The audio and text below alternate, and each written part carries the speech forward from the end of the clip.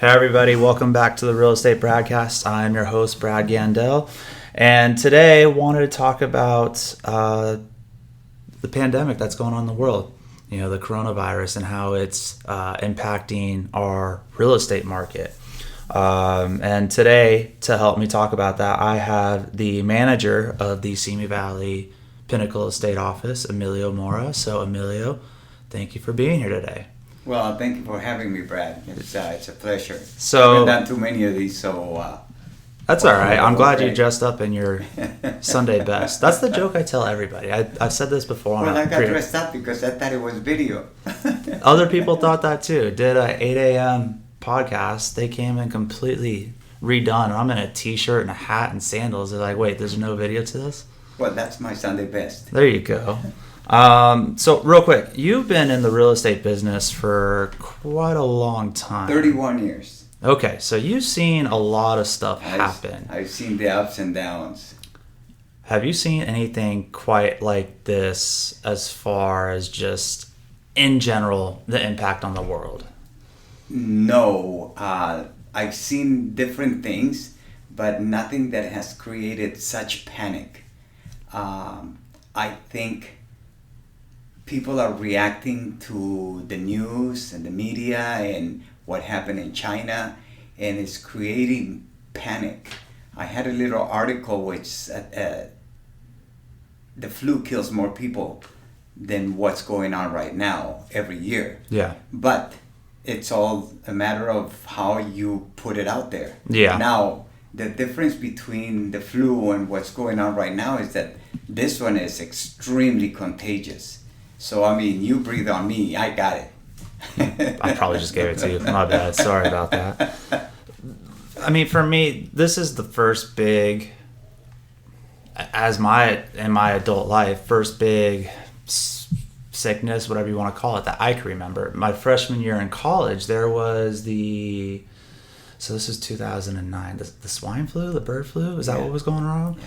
And social media was just starting to come into its own, but I don't recall people getting as crazy as today than that they are today. Look at the parking lot today out here.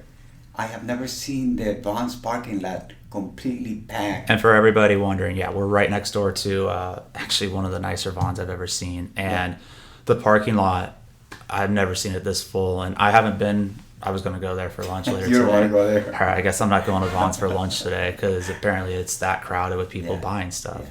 And I know for us in our community, a lot of the schools, which I know in a lot of the country, are getting shut down. Now, you were talking about have I seen things similar to this? Well, as far as real estate, I have seen, like back in 1989 when you couldn't give a house away. So as far as the real estate market, this really hasn't had any real tragic effect on like 1989 when home prices went then, and then as it was a little bit of a recovery, the 94 earthquake happened, and then everything went straight down the tube again. So, I mean, and it is what it is, you know. Americans are resilient people. We overcome anything, and so we shall overcome. It's just a matter of when. When, not if. Yeah. That's the one thing I've always seen. And, again, I've only been in a market that's up. This is probably the most closest to a panic that I've seen. I mean, it is panic, but I haven't seen anybody really, or the market, which not saying it is right now, start to, get a little stagnant. It'll be interesting to see what happens with that. But we'll get into the real estate market a little bit later. So you said you've been doing this for 31 years. You've seen a lot of stuff go on. Yes. And then now you're in a managerial position. Yes. And you've been doing that for 15 years. Okay. So you really enjoy that part of the job? Yeah, I really do enjoy that part of the job because I love to help people. Very cool. Very cool. So let's get right into it. I know you're not a stock market expert, and we're not trying to help people with all that, but I want to throw out a few numbers here. Obviously, the stocks the past couple of weeks, it's been bad. Yeah. It's been bad. As of Tuesday on the 10th, the Dow dropped 10%. over 2,300 points, the biggest drop they've had since 1987. In the past month alone, it's down 8,000 points, and this is the lowest I've seen the stock market since September of 2017. Yeah, in fact, my 401k is now just 40.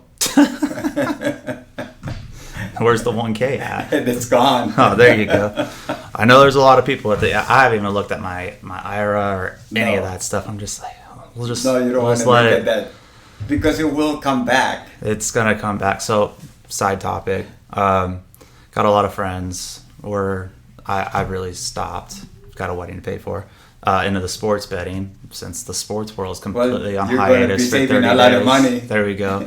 Since the sports world is on a hiatus for however long it's going to be, they took in a buy into the stock market today. So I'm rooting for them. So far today, they're doing pretty well. The biggest question, though, I've gotten in the past week and a half, 2 weeks, how is the stock market affecting our real estate market? And I wanted to get your opinion on it. I mean, personally, from what I've seen, I think the real estate market still is the safer bet. You put your money into buying homes, rentals, building equity, whatever it may be. I mean, what's your opinion on the taking money out of the stock market right now and possibly put it in the real estate market? We've also found that throughout my career that when there's a turbulent market and the stock market and that it actually helps the real estate market when the stock market's volatile, right? Because we get better interest rates. We also have people that are pulling their money out of fear and investing into real estate, because let's face it, real estate is the safest investment that you'll ever make, because the people that lose money at real estate is the people that buy on an up market and they have to sell on a down market. But if they don't have to sell on a down market, they'll always be there. And on top of that, if you're just buying real estate to be your principal place of residence, we're always going to need a place to live. Mm-hmm. It's, one of the primary necessities of man is shelter. So whether you're paying somebody else's mortgage or you're paying your own, you need a place to live. Gotta live somewhere. Yeah, and as your primary residence, if you're not interested in dabbling in real estate in other ways, flips, rentals, commercial, whatever it may be, I tell people this all the time. Like, hey, I'd rather spend a few extra bucks on a home with a lower rate than I would with a higher rate with on a lower purchase price. And I think you could ask any lender, they will attest to that. But if you're going to be there and that's just it, there's no issue with buying a little bit higher of a market. But yeah, I've seen, again, a lot of people questions, hey, what should we do? I can never advise somebody, but what I've said and told them, like, hey, if you're looking to sell right now, it's still a killer time. Well, if you're looking to maximize your investment, this is a good time as any, because we have low inventory, interest rates are low, and any house that you put on the market that is in halfway decent condition and a halfway decent location, you're going to get 3 to 5 offers right away. Mm-hmm. So there was an instance where one of the agents here in the office, the client paid $60,000 over list because there was that many offers on the house. So it's yeah, the agent just underpriced the house. No, I'm just kidding. Yeah. By the way, that was one of our bosses who had the listing. So if he hears this, sorry, not totally kidding. Speaking of interest rates, though, the Fed's dropped them to an all-time low the other day, 3.25. Having said that, it jumped back up to 3.75. So do you want to touch on that a little bit and what the reasoning was? Well, the reasoning behind that is that they couldn't take all the volume of refinances that are happening, because everybody's refinancing all at once because they want to take advantage of the interest rates. Interest rates right now should be about 2.75, but they can't have them that low because they can't handle the volume. Yeah. So instead of doing that, they raise the interest rate 0.5% to slow down. And when you say they, you're not referring to the feds. We know the feds cut the rates. You're referring to the banks, the lenders. Banks, the mortgage brokers, the lenders. The lenders that lend money to the ultimate client, who is the primary borrower. Mm-hmm. So when you have that volume of applications being taken, they can't handle it. They also don't want to hire a lot of people to suffice the demand, because when interest rates go back up, which they will, it's been through time that they go down and they go up, then they're going to have to lay all those people off, which costs them a lot more money. So that's why they're doing that. And now my view on that is that, so they take less applications, but because they raise their interest rate, they're still making more money with fewer applications. But that's just my point of view. Because they're charging the half a point more. Gotcha. Okay. But as far as the purchase, the purchase price, they're bringing in, hey, come on in. It's the refinances that they're trying to hold off on for now. Well, as far as accepting applications, most lenders will always give priority to purchases. But even then, you're going to experience delays. If you're purchasing a home, you can expect delays from lenders. In today's world, with the pandemic going on, because of all the things that are happening in the market. Okay. Yeah. Personally, haven't seen it yet with delays in escrow or delays in the loan getting done. But I will take your word on that people are... well, we can expect that. Not everybody, not all the time, not on every case, but there will be cases where if the loan is a little complicated, you can expect delays. Okay. Do you think it's because people are going to be out of the office more so, or because... No, I think it's just because of the amount of volume that it takes because it does take time to process. Servicing or actually financing the loan usually takes it. There's a lot of steps to getting a loan done. Mm-hmm. And so when you have a large amount of loans all at the same time, and there's only X amount of and only amount of people, then it's going to cause delays, because you can't. It's kind of like if you're selling something and you get inundated with offers, well, you can't process them all really quick. It's going to take you a little longer to process 10 offers as it would to one offer. Correct, because you got to go through everything. You got to go through everything. Learn the financials of the buyer and everything like that. Gotcha. And that is also happening where, I've seen houses that have 8, 9 offers, 10 offers. There was a house last month that had 25 offers on the property. So, it's crazy right now. I'm sorry. If I were the listing agent and I were the seller, I would not want it to get that far. Right. That's way too much. You got to stop it at some point. That's way too much stress and work. And for the seller. How are you going to be able to make a decision? For the seller and the buyers. How are you going to be able to make a decision? So overall, the purchase market is still really strong as far as rates and everything like that. Still, our biggest need right now is inventory.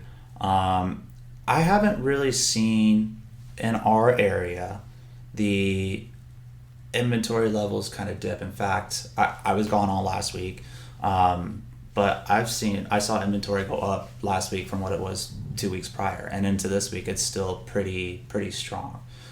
Our area, knock on wood, still hasn't really been, hopefully won't be really impacted with the virus. Well, I think the virus will have a negative impact, but the low interest rates, because they will come down some more, will counteract that negative effect. Buyers are going to just sit there and say, it doesn't matter. It's just like, let's just do it. Just wear a hazmat suit and go see a house. See, you can be fearful and not taking a step towards a purchase of a home because of the virus, or you can take that step because you're going to enjoy a low interest rate for the next 30 years.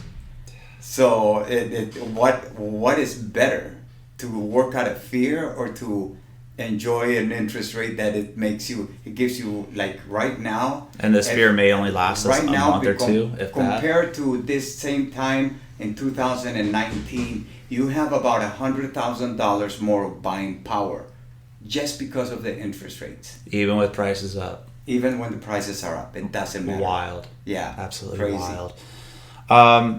So, as far as showing houses or going to see homes, I kind of joke, buyers just wear the hazmat suits. What are some of your tips for sellers and for buyers to show their homes during this time? There's a lot of, again, fearfulness, understandably. Me, so much, I'm not afraid for myself. I'm more afraid for my parents, my grandparents. I called my 92-year-old grandmother the other day and said, hey, I'm probably not going to come. Don't go out. Yeah, stay home. Probably not going to come see you for the next couple of weeks. Just want you to know that and everything. Yeah. But for the people who want to show their homes during this time, and for the buyers who want to go see it, what's your recommendation for them as far as just staying clean, healthy? Yeah, just to take precautions. If you're a buyer and you're going out to look at property, try not to handle things in the house. Try to just to walk around and look at the overall without layout, touching as much as possible, without going through cupboards and doing the feely stuff. Also, just be mindful to keep your hands to yourself. Don't shake hands or hug the agent. The agent doesn't have to hug the buyers. I know that we tend to get emotionally involved with our clients. So, but at this time, you just have to be safe now. Even if you're wearing, at Costco, they sell the surgical gloves. You can wear those to go look at a house, and it's safe. Now, wearing the mask, that doesn't do any good because the germ comes through the side. So, and for the sellers, once you get showings, when you come home or after a showing, take a Lysol and spray Lysol and wipe everything down, and you're safe. The highly contagious of this virus is contact. Yeah. Avoid contact. Avoid going to big social gatherings. I know that we're social people and we like to have fun, but hey, for a couple of weeks, stay home and watch have Netflix. Fun on Facebook. Yeah. Stock on Netflix just went down. I can't figure it out. Everybody's at home watching Netflix. So last night, people who know me, they know I'm sports. That's my thing. So this is killing me for the next few weeks, 30 days, whatever it is, and not watch sports. March Madness. Oh man, it's my favorite time of the year. Last night, I've never watched an episode in my life. I watched the season finale of The Bachelor, and then we watched Bridesmaids right after. I'm like, is this my life for the next month? Yes. I'm gonna go. But crazy. It's safe. It is. But it's safe. It is. Is it worth it? 100%. Yes. I will also not only for you, but for everybody else. But for the people that you come in contact. You're absolutely right. And I will say with the buyers too. I actually feel if you still want to open drawers, cabinets, if it's the soft closing, if you want to see the pullouts in the pantry and all that, put your hand over your shirt or put your hand underneath your shirt, open that way. Take a pair of surgical gloves. The gloves. I actually, when I cook, I'm really germ. I wear my gloves. I buy a 200 pack from Amazon. It costs me $10. I go to Costco and get the box, two boxes for like $10 or something like that. Good luck getting that right now. Oh yeah. But yeah, I'll take my gloves with me and let people wear them while they're checking out places. You take them off and you give them to them to wear. But yeah, especially for the sellers, you're 100% correct. Yeah. Just after your showings, just wipe down everything, no matter what. I know it's going to be a pain, or maybe just limit showings to an open house. Especially like the doorknob when on your front door, your counter space, the knobs on the drawers and cabinets, because the virus can live up to 12 hours on metal parts. On a surface. On the surface. Correct. On metal. Mm-hmm. I think it's 6 hours on like any other kind of surface. But that's just be preventive. Don't be afraid. You can't stop living. You have to keep doing your life. You just got to be aware. Yeah. But if you have an elderly mom, my mom's 85. I told her, I said, Mom, I don't want you to go anywhere. You stay at home. You need something, we'll bring it to you. We'll drop it at your front door. Yeah.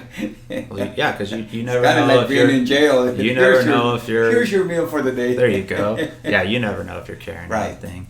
I'm in agreement. I mean, I think 100%. I'm with the don't stop living your life. Just take the extra precautions. I haven't seen the market really impacted. I have read that NAR and CAR are going to change their outlook for the year, their forecast. Yep. It's going to come down a little bit, but nothing dramatic. Nothing crazy.